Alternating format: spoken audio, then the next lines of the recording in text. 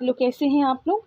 आज हम ऐसे ही कृष्ण भक्त के बारे में चर्चा करेंगे जिनका नाम है मीर माधव। तो चलिए जानते हैं कौन थे मीर माधव। बहुत समय पहले की बात है। मुल्तान, वर्तमान समय का पंजाब के रहने वाले एक ब्राह्मण उत्तर भारत में आकर बस गए। जिस घर में वह रहता था उसकी ऊपरी मंजिल में कोई मुगल दरबारी रहता था। प्रातः नित्य ऐसा संयोग बन जाता कि जिस समय ब्राह्मण नीचे गीत गोविंद के पद गाया करता था उसी समय मुगल ऊपर से उतरकर दरबार को जाया करता था। ब्राह्मण की मधुर स्वर तथा गीत गोविंद की ललित आभा से आकृष्ट होकर वह सीढ़ियों में से ही कुछ देर रुककर सुना करता था। जब ब्राह्मण को इस बात का पता चला तो उसने उस मुगल से पूछा, सरकार, आप इन पदों को सुनते हैं पर कुछ समझ में भी आता है? मुगल बोला, समझ में तो एक लफ्ज़ भी नहीं आता, पर ना जाने क्यों उन्हें सुनकर मेरा दिल गिरफ्त हो जाता है। तबीयत होती है कि खड़े खड़े इन्हें ही सुनता रहूं। आखिर किस किताब में से आप इन्हें गाया करते हैं? ब्राह्मण बोले, सरकार, गीत गोविंद के पद हैं। यदि आप पढ़ना चाहो तो मैं आपको पढ़ा दूंगा। इस प्रस्ताव को मुगल ने स्वीकार कर लिया। कुछ ही दिन में उन्हें सीखकर स्वयं उन्हें गाने लग गया। एक दिन ब्राह्मण ने उन्हें कहा, आप गाते तो हैं ही, लेकिन हर किसी जगह इन पदों को नहीं गाया जाता। आप इन अद्भुत अष्टपदियों के रहस्य को नहीं जानते, क्योंकि जहाँ कहीं ये गाए जाते हैं भगवान श्री कृष्ण वहाँ स्वयं उपस्थित रहते हैं।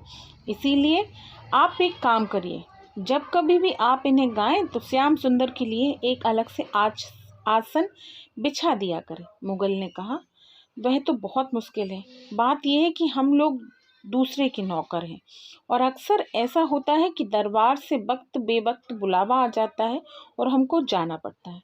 ब्राह्मण, तो ऐसा करिए, जब आपका सरकारी काम खत्म हो जाया करे तब आप इन्हें एकांत में गाया करिए।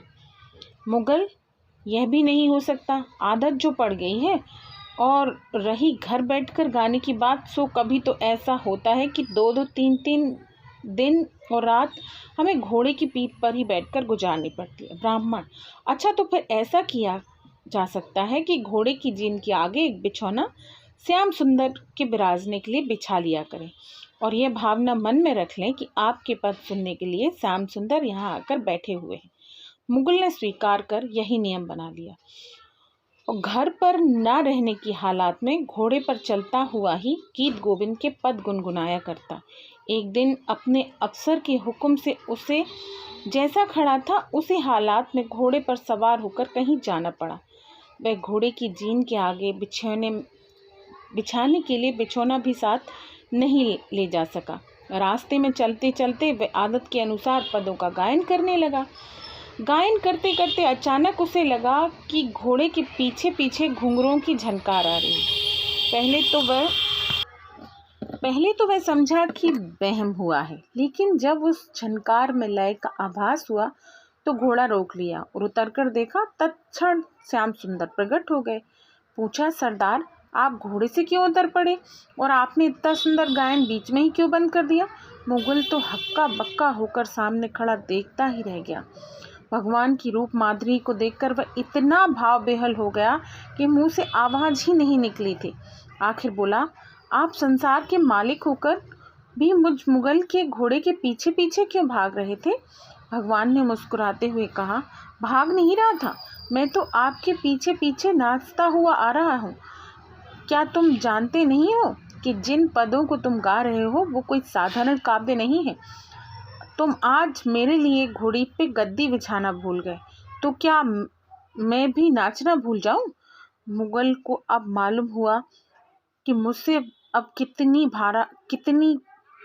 भारी अपराध बन गया है। यह सब इसीलिए हुआ कि वह पराधीन था। दूसरे दिन प्रातः ही उसने नौकरी से त्याग दे दिया और वह बैराग लेकर श्याम सुंदर के भजन में लग गया। सही है, एक बार उन महाप्रभु की रूप माधुरी को देख लेने के बाद संसार में और क्या शेष रह जाता है। यही मुगल भक्त बाद में प्रभु कृपा से मीर माधव के नाम से विख्यात हुए। बोलो श्री राधे।